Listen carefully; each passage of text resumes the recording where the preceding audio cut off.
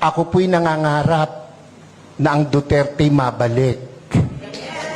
Yung mga hindi pumalakpak, bahala kayo.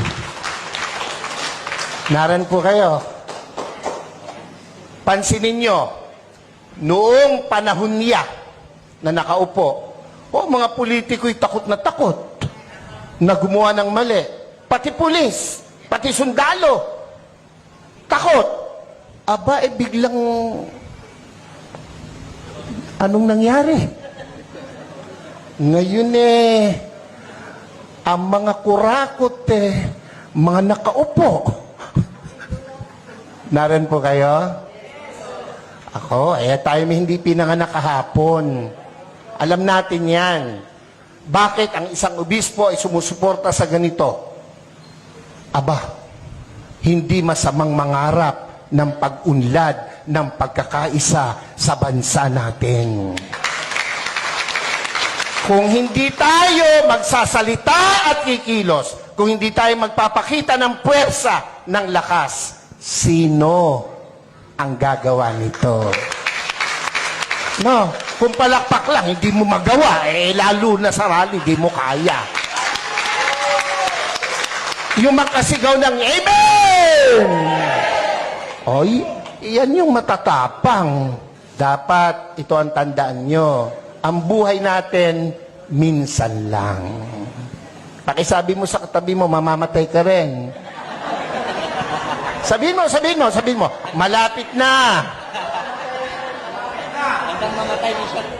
Pero, bago mamatay, napakagandang nagparinig ka, nagparamdam ka para sa bayan. Yun ang pinakamahalaga sa lahat. Amen po?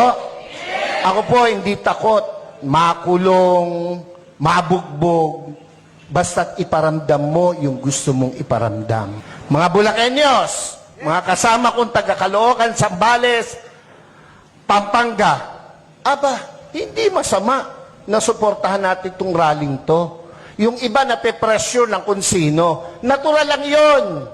Ang nami-pressure sa kanila, siguro nasa taas. Dahil kung nasa baba, hindi nila papansinin. Pero, aba tayong malaya, huwag tayong pa-pressure kahit kanino. Minsan lang ang buhay natin.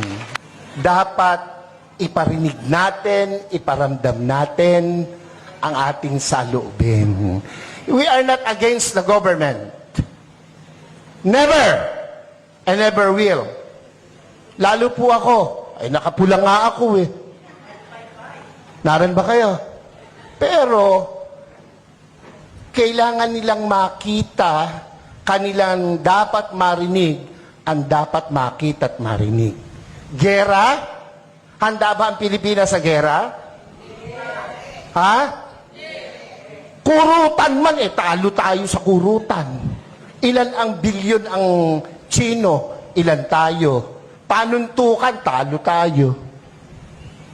Huwag nilang gawing issue yan. At hindi mangyayaring magkagera. Pilipino pa, subukan nila rito, talo sila. Kung ang laban lang ay chismis, panalo ang Pilipino. No. Ewan ko ba sa Pilipinas walang chismosa? Wala Mamatay na sana, Lord, yung mga nagsisinungali. Huwag nilang gamitin yon na panakot, divert. Yung binanggit ni kapatid tungkol sa ayuda, wala akong question dun Ang question ko ron ay, nakakarating ba sa tamang tao yung ayuda? Ako hindi pa nakakaranas ng ayuda. Ewan ko itong mga kasama ko sa harapan. Nakatanggap na ba kayo? Ayuda. Kayo ba'y nakatanggap na? Kaya kayo magrarally, hindi pa kayo nakakatikim. Ako po'y nagbibiro lang, pero iyon po'y katotohanan. Kung iyan napupunta sa tama. Binibigay natin sa 4-piece. Yang dole, yung mga tupad na nagwawalis at nagdadamo. 1 oras lang ang naipapile, 8 hours. So walang problema ang gobyerno. Yung nagpapatupad. Naran po kayo. Yung 4-piece, hanapin mo mga nanay, isinasanla yung card. Nangagsusugal. Hindi ako against dyan, pero dapat tama ang binibigyan. Naran po kayo? Oo. Pag dumaan sa politiko, dole. Ang magwawalis, mayayaman pa sa amin.